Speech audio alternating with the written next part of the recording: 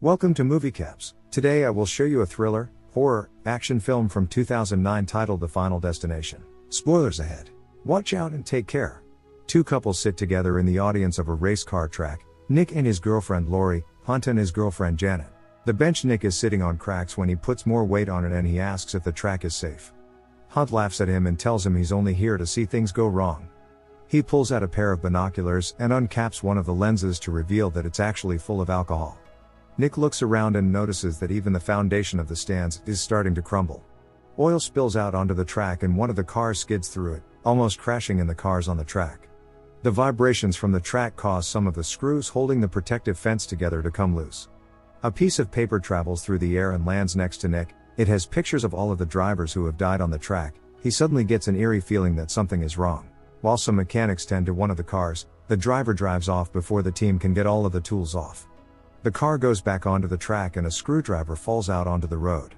On the next lap, one of the cars hits it and crashes, sending a tire into the audience and killing a woman. The same car, which is now on fire, lands in the crowd. Everyone stampedes as they try to escape from the track, debris from the cars killing people as they struggle. The foundation of the stands crumbles further and huge chunks fall, crushing several of Nick's friends, the others being killed in an explosion, which also sends Nick flying and he is impaled on a metal rod. Nick snaps back to the present and realizes it was all just a vision. His friends notice that he's upset and he proves to them that he knows what's going to happen by predicting some of the things people around them say. He tells them that they have to leave the track immediately because a huge crash is going to happen and lots of people are going to die. Nick trips into several people and causes a small fight. The security guard takes them outside and a stray tire flies off the track and kills the same woman that got tired in the vision.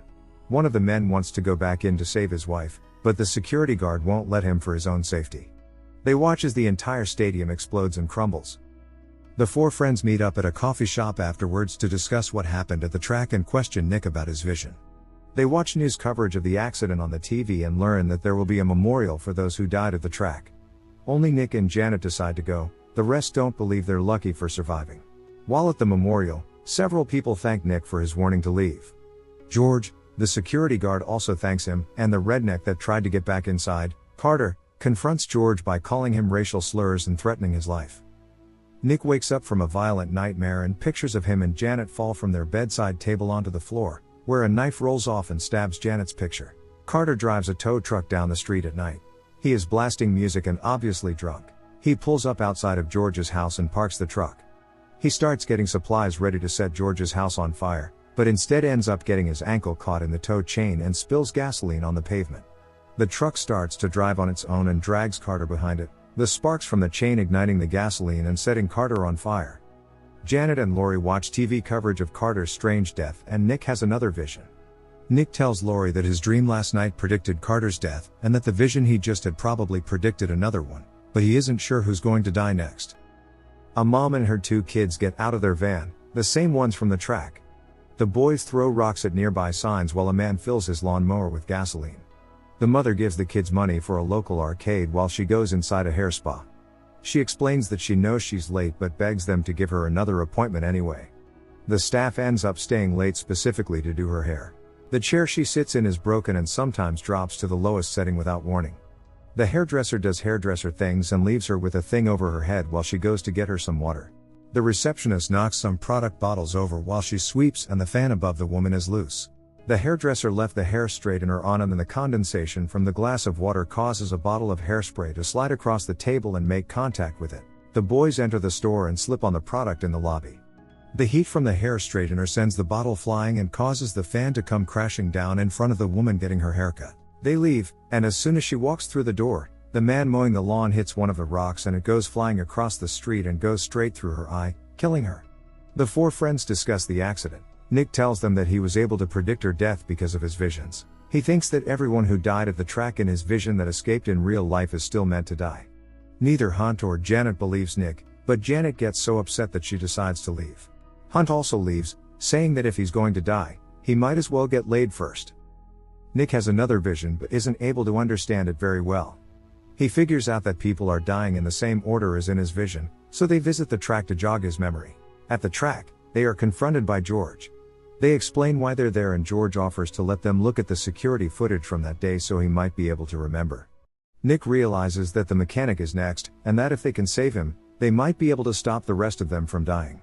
The three go to the man's work to try to explain that he's in danger, but he doesn't believe them. They go outside the shop to talk privately, and a car rolls out from the shop and almost crashes into the mechanic. He realizes his lucky break and tries to walk away, but a stray air tank flies through the yard and kills him instantly. Nick tells Lori and George that because they couldn't save the mechanic, Hunt and Janet are next, but he doesn't know who will be first because they died at virtually the same time in his vision. They agree to split up. Nick goes to try and find Hunt, and George and Lori go to try and find Janet. Hunt is at a public pool and goes to sunbathe. Janet gets in her car and a bird poops on her windshield while she is driving. She tries to use the wipers to get it off, but it doesn't work and she can't really see while she drives. Hunt gets into a fight with a kid at the pool and takes his water gun away from him and throws it behind a maintenance fence where it hits the machine that controls the pool's water level. The knob turns and the pool begins draining. Janet arrives at a car wash and receives a call from Lori just as she is about to go in. Lori tries to warn her that she's in danger, but Janet hangs up and continues going into the car wash.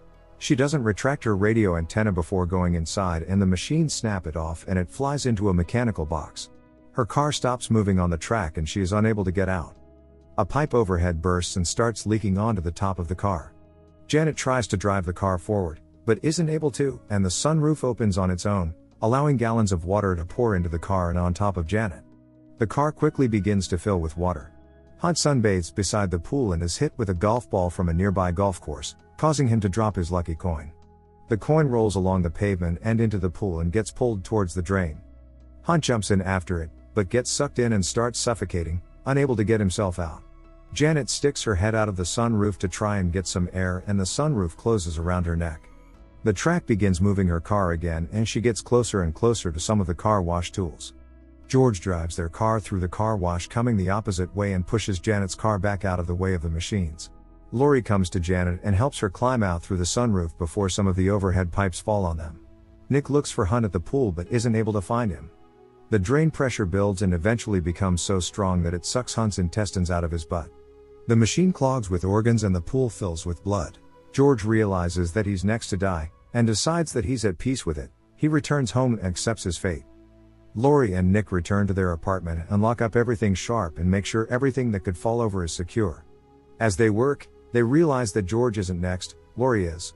They run to George's house to let him know, and when they get there they find that he has tried to hang himself. They help him down and he explains that he's been trying to kill himself all day but nothing has worked. Nick tells George that he thinks saving Janet broke the chain and that no one else is going to die. They make a toast and talk about future plans.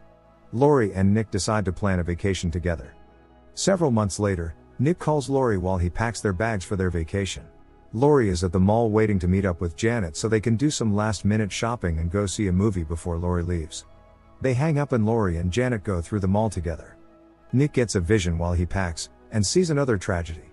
The TV remote falls and turns the channel to a news report about a man in the hospital who has remained unidentified this entire time who was just found out to be someone who survived the accident at the racetrack. Nick realizes that because the man is still alive, he got the order wrong. In a physical therapy unit, a doctor fills a large tub for his patient to take a bath in.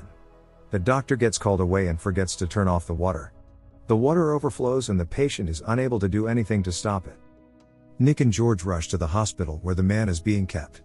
He is staying in the room directly under the room where the tub has overflowed, and water is beginning to leak through the ceiling tiles and drip onto the equipment he is hooked up to. The equipment shocks him and he tries to get himself unattached and crawl out of the bed. Nick and George walk into the room just as the tub from the room above falls through the ceiling and crushes the man. As Nick and George leave the hospital, George is struck by an ambulance and killed. There is construction outside and inside the mall where Lori and Janet are.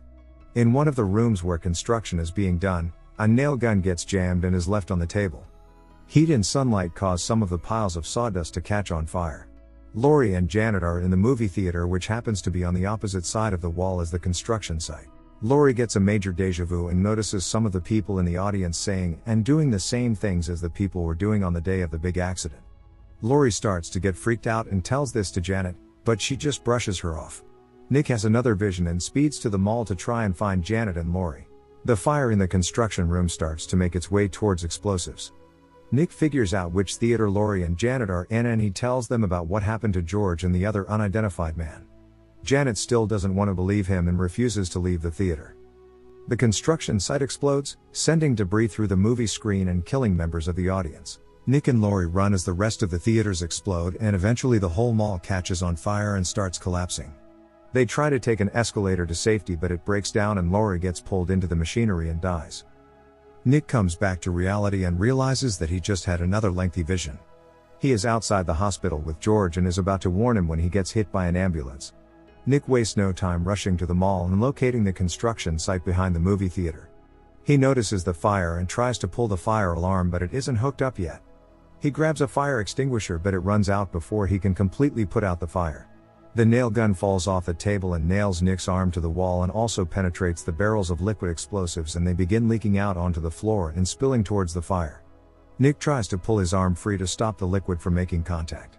Unable to free himself, he grabs a long plank of wood and catches the end on fire and brings the flame up towards the sprinkler system and gets the water to activate and put out the fire. 2 weeks later, Janet, Laurie, and Nick all meet up at the same cafe. They discuss their good fortune and a man inside recognizes Nick and thanks him for putting out the fire in the mall. As they drink their coffees, Nick starts recognizing ominous signs around the restaurant. On the table there is a scribble saying it's coming. He tells his friends that what if they didn't change anything, but it was all predetermined for them to be here at this time. As he says that, a semi-truck rams into them, killing everyone instantly. The end. Thank you for watching. Subscribe if you'd like to see more videos like this.